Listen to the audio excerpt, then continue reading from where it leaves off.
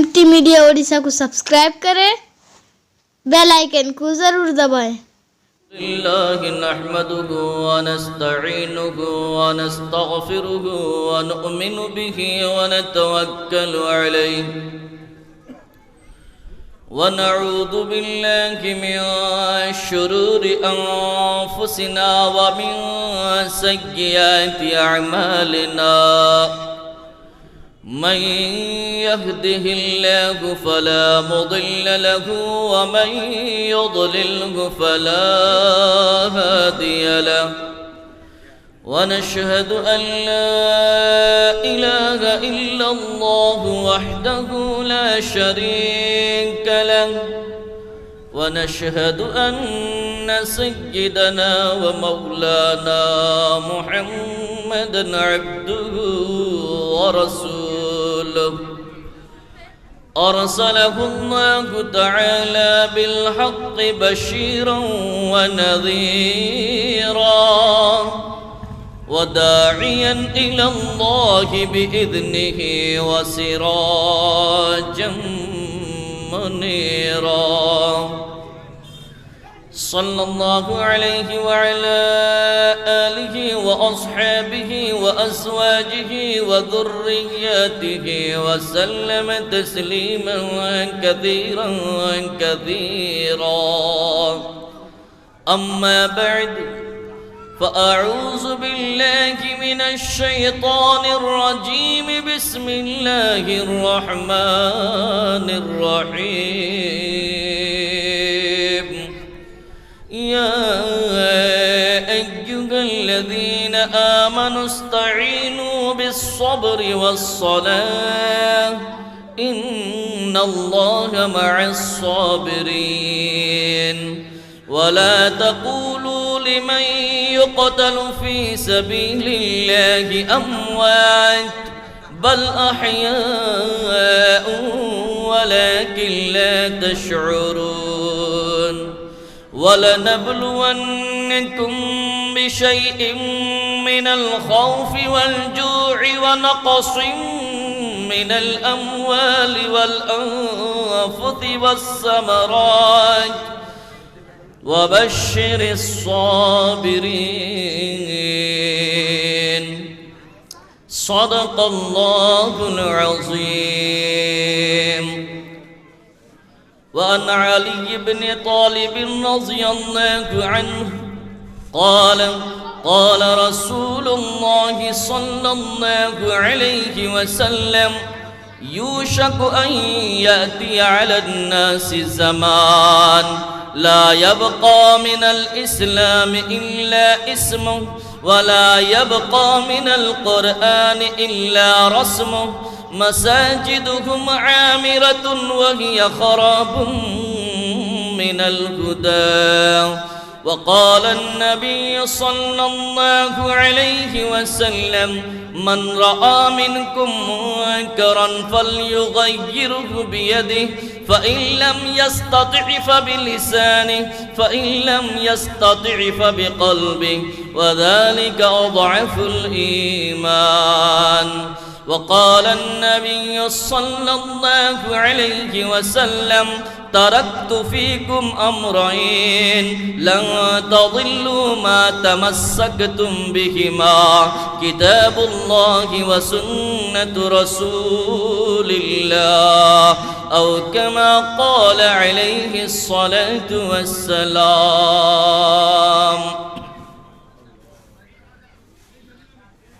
جو اتر نہ جائے دل میں جو اتر نہ جائے دل میں وہ صدا صدا نہیں ہے جو نہ عرش کو ہلا دے جو نہ عرش کو ہلا دے وہ دعا نہیں ہے جو اتر نہ جائے دل میں تمہیں تمہیں کہہ دیا ستم گر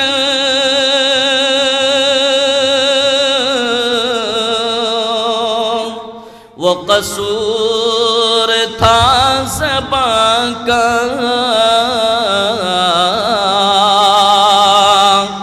تمہیں کہہ دیا ستم گر وہ قصور تھا زبان کا مجھے تم معاف کر دو مجھے تم معاف کر دو میرا دل برا نہیں ہے جو نہ عرش کو ہلا دے جو نہ عرش کو ہلا دے وہ دعا نہیں ہے بلغ العلا بکمالہ کشف الدجا بجمالہ بلغ العلا بکمالہ کشف الدجا بجمالہ حسنت جمیع خصالہ حسنت جمیع خصالہ صلو علیہ وآلہ درود پڑھیے صلو علیہ وآلہ صلو علیہ وآلہ سلام اس پر کہ جس نے بے کسوں کی دستگیری کی سلام اس پر کہ جس نے بادشاہی میں فقیری کی سلام اس پر کہ جس نے دشمن جان کو قباہی دی سلام اس پر کہ جس نے گالیاں سن کر دعائیں دی صلی علی محمد صلی علی محمد یہ درود ہے آپ حضرات بھی پڑھیں ایک مرتبہ آپ درود پڑھیں گے آپ کے نام اعمال میں 10 نیکیاں لکھی جائیں گی آپ کے درجات 10 بلند کیے جائیں گے اور آپ کے 10 گناہ مٹا دیے جائیں گے یہ درود ہے آپ پڑھیں گے یہ جلسہ منڈپ اور درخت پتھر در و دیوار سب آپ کے درود کا گواہی دیں گے صلی علی محمد صلی علی محمد صلی علی رسولنا صلی علی محمد میں سو جاؤں یوں مصطفیٰ کہتے کہتے میں سو جاؤں یوں مصطفیٰ کہتے کہتے کھلے آنکھ صلی علی کہتے کہتے میں واللیل پڑھنے لگا بے خودی میں تیرے زلف کا ماجرا کہتے کہتے صلی علی محمد صلی علی محمد صلی علی رسولنا صلی علی محمد میرے تینوں مربی سردار حضرات و نائب سردار حضرات اسٹیج میں میرے مربی اور میرے محترم علماء کرام حفاظان عظام اور اس محلے کے دور دراز سے آنے والے میرے پیارے نوجوان پردے میں بیٹھی ماں اور بہنیں میں آپ حضرات کے سامنے کوئی جلسہ کرنے نہیں بیٹھا کیونکہ آپ حضرات نے جن عالم دین اور عالم ربانی کا انتظار کیا ہے وہ بہت ہی بڑے عالم ہیں خطیب با کمال ہیں شیر بنگال ہیں حضرت علامہ مولانا قاری طیب صاحب قاسمی دامت برکاتہم العالیہ، وہ آپ حضرات کے خصوصی مہمان ہیں، وہ اب آنے والے ہیں۔ ان کے آنے سے پہلے میں آپ حضرات کو جوڑنا چاہتا ہوں کہ آپ حضرات جوڑ ہو جائیں، ایک ہو جائیں، غنیمت سمجھ مل کر بیٹھنے کو، جدائی کی گھڑی سر پہ کھڑی ہے۔ ایسا نہ ہو کہ بنگال سے سفر کر کے اتنے بڑے علامہ مولانا آئے ہمارے در پر اور ہم گھر پر بیٹھے رہیں، یہ ہماری اور خصوصاً جدو پور والوں کی شان کے خلاف ہے۔ جدو پور والے الحمدللہ بڑے دل والے ہوتے ہیں، جان لٹانا جان مٹانا ان سے لوگ سیکھتے ہیں، اس لیے وقت تو کیا جان مال تن من دھن یہ دینے کے لیے تیار ہیں۔ اس لیے میں ان کو جوڑنا چاہتا ہوں کچھ کلمات کے ساتھ، کچھ بیان کے ساتھ، کچھ نصیحت کے ساتھ۔ تو میرے بزرگ دوستو، میں آپ حضرات کے سامنے ایک دو آیت کریمہ اور حدیث پیش کیا ہے۔ آج جو حال چل رہے ہیں، حالات چل رہے ہیں، بد سے بدتر ہوتے جا رہے ہیں، اور ہمارے نوجوان لاک ڈاؤن میں جتنے پریشان تھے، مسجد کو جانے کے لیے تڑپتے تھے، مسجد بند ہونے پر ان کے آنکھوں میں آنسو آ جایا کرتے تھے۔ ہمارے مربی مسجد چھوٹنے پر گھروں میں بیٹھ کر رویا کرتے تھے، آج مسجد انہیں پکارتی ہے، پر اس سے بھی پہلے سے بھی زیادہ مسجد سے دور ہوتے جا رہے ہیں، مسجد سے دور ہوتے جا رہے ہیں۔ اس لیے میرے بزرگوں، میرے دوستوں، زندگی کا کوئی بھروسہ نہیں ہے۔ وَلَنَبْلُوَنَّكُمْ بِشَيْءٍ مِّنَ الْخَوْفِ وَالْجُوعِ وَنَقْصٍ مِّنَ الْأَمْوَالِ وَالْأَنفُسِ وَالثَّمَرَاتِ وَبَشِّرِ الصَّابِرِينَ۔